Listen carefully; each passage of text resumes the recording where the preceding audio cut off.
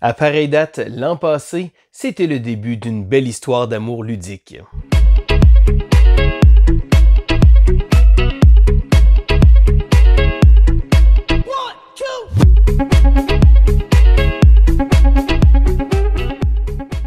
Bonjour et bienvenue à l'école du jeu, mon nom est Sylvain et on se retrouve aujourd'hui pour le segment Throwback du mois de mars 2022. Et oui, 2022 parce que c'est le but du segment.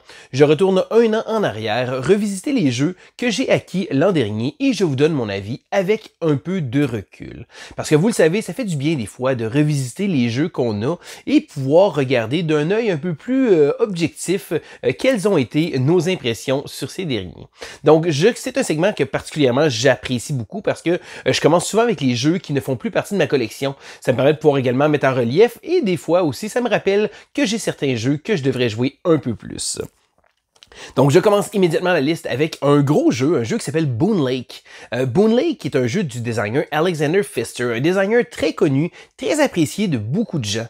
Je dirais que Boon Lake ne fait plus partie de ma collection, pas parce que c'est un mauvais jeu, non, c'est un bon jeu, mais le problème, c'est qu'avec ce type de jeu-là, un jeu euro quand même assez costaud, pas trop lourd non plus, mais c'est pas un type de jeu qui sort énormément souvent. Et tant qu'à sortir Boon Lake, j'ai une tonne d'autres jeux que j'aimerais jouer à la place. Donc Boon Lake, pour ceux qui ne le savent pas, est un jeu où on va un jeu qui utilise beaucoup d'éléments. On va avoir de la gestion de cartes qu'on va faire, mais le tout va être fait avec une sélection d'actions qui va être faite sur une petite piste. Donc on va sélectionner l'action, on va pouvoir faire quelque chose. Les autres joueurs vont également pouvoir faire de quoi. Et ensuite, on va se déplacer le long d'une piste, donc une rivière qui va descendre. Et selon l'endroit où on va arriver, on va avoir des bonus comme ça. C'est un jeu très bien pensé, un jeu très intelligent et je suis persuadé qu'il y a beaucoup de gens d'entre vous qui ont apprécié ce jeu-là énormément. Donc moi, le problème, c'est justement, comme j'expliquais, c'est trouvé que c'était un bon jeu, mais j'ai pas trouvé qu'il se démarquait incroyablement pour pouvoir se permettre de pouvoir sortir sur la table.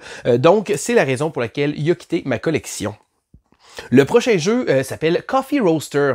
Coffee Roaster est un jeu qui se joue uniquement en solo. Et là, vous dites, Sylvain, pourtant, t'aimes les jeux solo habituellement? Eh bien oui, le problème, c'est que j'ai souvent tendance à faire une rotation avec mes jeux solo. Coffee Roaster est un jeu de backbuilding où on va essayer de faire une torréfaction de café. Le thème est excellent et le jeu se sort terriblement bien un dimanche matin tranquille avec une petite tasse de café. Donc, c'est un bon jeu, un jeu que j'ai bien apprécié. Le jeu offre beaucoup de rejouabilité avec les différents scénarios, les différentes possibilités qui sont offertes et j'ai trouvé que c'est un très bon jeu, mais comme beaucoup de jeux solo, il a fait le tour un peu et on a passé à autre chose. Le prochain jeu que je vais vous parler s'appelle Canopy. Canopy est un jeu qui tire un peu son thème dans le thème très populaire dernièrement. Donc depuis les dernières années, on a beaucoup de jeux de thème nature, verdure, des thèmes très zen. Et Canopy était un bon petit jeu. C'est un jeu de draft que j'ai trouvé très intéressant. Après 5-6 parties, cependant, je pense que j'avais l'impression d'avoir fait le tour. C'est certain que encore une fois, je le répète tout le temps, là, mais ma consommation ludique est un peu différente de celle de monsieur et madame tout le monde parce que j'ai l'occasion de jouer à beaucoup de jeux, mais d'en essayer aussi beaucoup de nouveaux. Donc, je reviens un peu souvent avec des fois certains jeux et malheureusement, Canopy a été une de ces victimes-là. Et le dernier jeu qui ne fait plus partie de ma collection que je vais vous parler, que j'ai acquis l'an passé, est un jeu qui s'appelle Brick and Mortar. Brick and Mortar est un jeu qui touche tellement d'éléments que j'apprécie beaucoup. C'est un jeu de gestion d'inventaire. On va avoir un magasin, on va devoir tenter d'acheter des biens à prix faible et essayer de les vendre à prix élevé. Donc une espèce de buy low, sell high, de gestion d'offres et de demandes. Un concept très économique et très très bien pensé. Le seul problème avec ce jeu-là, c'est que c'est un jeu assez costaud, oui, mais c'est un jeu qui ne pardonne pas, un jeu incroyablement cutthroat, un jeu qui est vraiment, on peut réussir à vendre nos choses $1 de moins que l'autre joueur va se ramasser avec un paquet d'inventaire qu'il pourra pas vendre, qu'il va devoir se débarrasser, c'est vraiment méchant comme jeu. Je pense que pour un jeu un peu moins méchant, on peut trouver peut-être Smartphone qui fait les choses très bien, mais beaucoup moins méchante en tant que tel. Donc c'est certain que si vous aimez les jeux avec de l'interaction très corsée, vous jouez avec le même groupe de joueurs, souvent, c'est probablement un jeu qui mériterait votre attention. C'est pas un jeu qui a eu une grosse distribution. C'est pas un jeu incroyablement connu, mais pour ma part, j'ai vraiment aimé ça, mais c'est certain que le fait, en jouant plus souvent à 2 ou 3 joueurs, je pense que le jeu vient chercher plus d'interaction quand on est 4, mais c'est un jeu assez costaud et, comme j'ai dit, qui ne pardonne pas. Donc, c'est certain que ça plaira pas à tout le monde. Je continue maintenant avec les jeux qui sont encore dans ma collection. Je commence avec un petit jeu qui s'appelle Here to Slay. Here to Slay est un jeu de la même compagnie qui a fait Unstable Unicorns. Ils ont également fait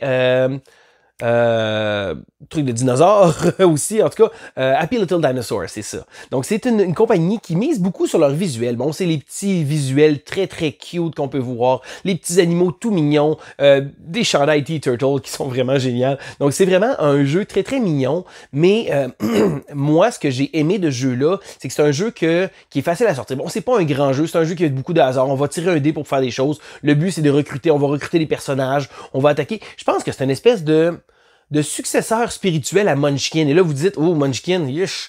Mais je pense que Here to Slay a quand même un truc intéressant du fait que c'est mignon. J'ai joué avec ma fille. Ma fille a beaucoup aimé ce jeu-là. C'est un jeu qui se prend pas trop sérieux. C'est pas un grand jeu, mais c'est un jeu qui est encore dans ma collection. Donc, c'est vraiment, ça veut dire ce que ça veut dire. Donc, des fois, si j'ai envie d'un petit jeu léger, un peu chaotique, un peu random, on se le cachera pas. C'est pas un excellent jeu, mais c'est quand même un jeu que je suis content d'avoir dans ma collection. Un autre jeu que j'aime bien avoir dans ma collection, c'est le jeu Golfi. Alors, Golfi a été designé par Jimmy Dorion, un designer québécois, et aussi maintenant un ami à moi. Donc, c'est un petit jeu très, très léger de cartes qui va plaire à un grand éventail de joueurs. L'avantage de Golfi, c'est qu'il se joue de 1 à 8 joueurs et les parties sont tout aussi rapides. Donc, c'est facile à sortir, il y a un beau petit look et ça va également plaire aux gens qui ne connaissent pas beaucoup le jeu de société, des gens qui sont très, très néophytes dans le domaine. Je pense que c'est un jeu qui est pas intimidant du tout et qui offre un gameplay assez amusant. C'est un jeu de gestion de cartes où on va devoir tenter de, comme fidèle au golf, de faire le score le plus bas possible, donc le moins de coups possible. Et avec ça, on va avoir un système, une petite grille de cartes qu'on va être amené à déplacer les cartes, de les placer, essayer de faire des combinaisons de chiffres et quand il va y avoir des trous, donc de révéler des cartes. Donc une espèce de gestion de cartes qu'on va faire. Un petit jeu très très sympathique. L'autre jeu que je vais vous parler, je vous ai parlé tantôt de smartphone, c'est la version de cartes de smartphone. En fait, le jeu, c'est Mobile Market. Mobile Market a été annoncé comme une espèce de version de jeu de cartes de smartphone. C'est pas exactement le cas. C'est un jeu qui reprend beaucoup d'éléments de smartphone, qui fait les choses un peu différemment, mais on va devoir essayer de générer des cellulaires, donc de fabriquer des appareils mobiles pour pouvoir les vendre à différents clients. Lorsque le jeu a été annoncé, le problème, c'est qu'il n'y a pas eu une grosse distribution. Le jeu a été distribué au compte-gouttes et même que moi, je voulais tellement l'avoir que j'ai importé ma copie sur BGG à partir du Danemark. C'est vraiment, ce que je trouve drôle, c'est que là, je vous en reparle, c'est que le jeu vient d'arriver ici, du moins ici au Québec, dans les boutiques. Donc moi, ça fait 1 an que j'ai le jeu. Je dirais que j'ai pas été aussi impressionné que j'aurais voulu avec Mobile Market. J'adore smartphone et c'est peut-être là que ma comparaison fait mal parce que j'aime tellement smartphone que mes attentes étaient très élevées pour Mobile Market. Et chaque partie, malgré le fait que sur papier, ça devrait être dans mes cordes, c'est un jeu que j'aime bien, mais il me semble qu'il manque un petit quelque chose, mais pas au point de m'en départir parce que la preuve, je l'ai encore dans ma collection et je vais encore chercher les occasions de pouvoir y jouer. Donc, un jeu où on va gérer justement nos appareils mobiles avec différentes technologies pour pouvoir avoir un appel avec différents clients, mais aussi d'essayer de les vendre à prix plus bas. Et si on réussit à vendre moins cher que les autres, on va avoir nos clients en premier. Donc, oui, on va vendre moins cher, de faire moins d'argent, mais on va voler les clients des autres joueurs. Donc, une espèce de petit côté aussi encore là un peu, on va jouer on met des bâtons dans les roues des autres joueurs. C'est fait de manière un peu plus légère. Je pense qu'il faut que j'y redonne sa chance à Mobile Market. Il va falloir que j'y rejoue. Un autre jeu que lui a eu beaucoup de temps de glace, c'est le jeu 10. Alors 10, j'ai fait une critique sur la chaîne qui est un petit jeu d'enchères mélangé avec la collection de cartes qu'on va faire.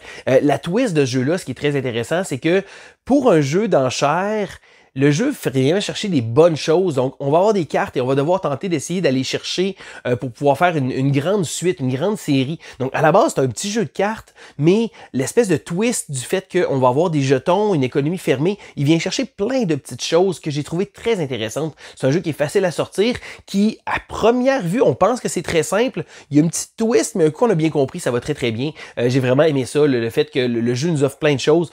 Seul bémol, puis ça, je l'avais dit dans ma vidéo, le jeu, en tout cas du moins la première édition du jeu, je sais pas s'ils ont corrigé ça par la suite, avait une odeur un peu spéciale. D'ailleurs, ça l'a fait beaucoup jaser. Ceci dit, il faut pas que cette odeur-là vous empêche de vouloir essayer le jeu parce que ça reste un jeu très sympathique.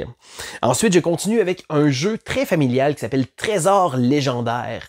Trésor légendaire est un petit jeu de type bon, legacy, parce qu'on va avoir une aventure qui va avancer. Donc, on va être des pirates et on va devoir tenter d'aller chercher des trésors et de les enfouir sur une île pour aller chercher notre butin. Mais la twist, c'est que ça se pourrait qu'on change notre île éventuellement ou qu'on mette du butin maléfique, donc des cartes et des tuiles qui vont faire perdre des points de victoire.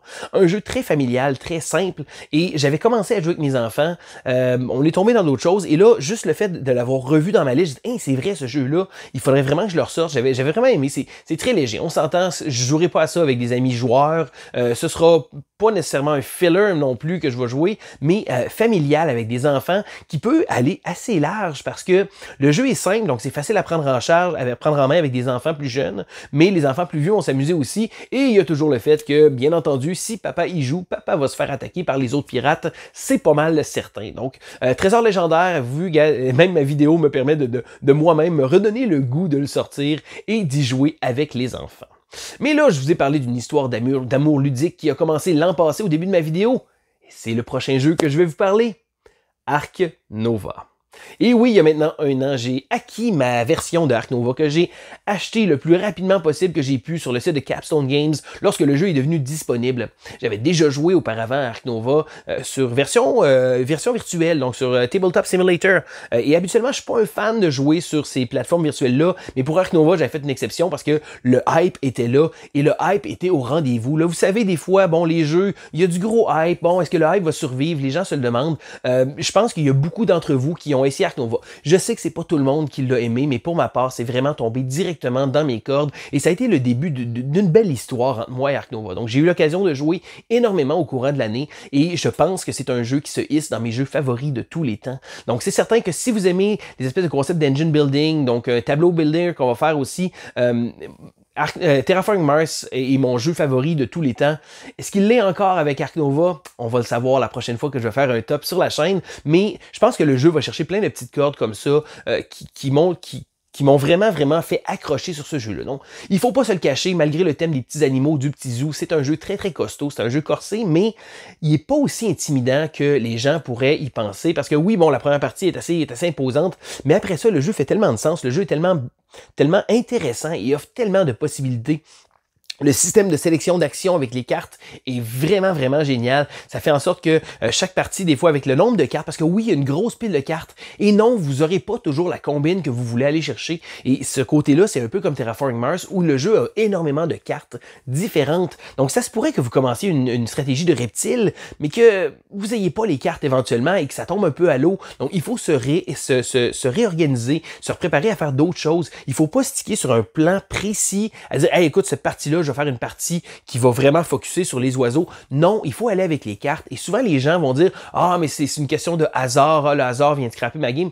Non, il faut juste s'ajuster. Et c'est ça la beauté de ce jeu-là. Et de ces jeux-là, comme un peu Terraforming Mars, que je fais souvent référence, c'est que il faut ajuster notre plan de match. Donc, on n'est pas certain de qu'on va réussir ça. Ça se pourrait qu'on soit malchanceux, oui, dans notre pige, mais ça va être juste une occasion d'aller chercher autre chose de manière à pouvoir changer sa stratégie et essayer de faire de son mieux pour la partie. Donc, j'ai eu l'occasion d'y jouer souvent. Je pense que c'est un jeu qui a quand même été populaire. Bon, c'est pas tout le monde qui l'aime. Je peux comprendre. Ça, c'est normal. Le hype est quelque chose de très double tranchant, hein, parce que ça se pourrait que le hype fasse en sorte que les gens aient des attentes très élevées et que finalement, ils soient un peu déçus. Je pense qu'un an après sa sortie public, là, si on veut, parce que le jeu était sorti un peu avant là, en allemand, etc. Mais je pense que ça fait un an que le jeu circule un peu sur nos tables, circule un peu sur les réseaux sociaux, et je pense qu'en général, la plupart des gens l'apprécient. Chose sûre, pour ma part, ça a été le début d'une belle histoire. Donc, ça fait le tour des jeux que j'ai joués. Est-ce qu'il y a des jeux que vous avez joués là-dedans qui vous intéressent, que vous aimeriez entendre un peu plus parler? Je veux savoir vos expériences de jeu aussi. C'est quelque chose que j'aime beaucoup, de pouvoir communiquer, de pouvoir discuter avec vous. Ben, gênez-vous pas d'écrire un petit commentaire. Ça fait toujours plaisir de pouvoir interagir avec vous. Donc, c'était Sylvain pour l'École du jeu et on se dit à la prochaine! 1, 2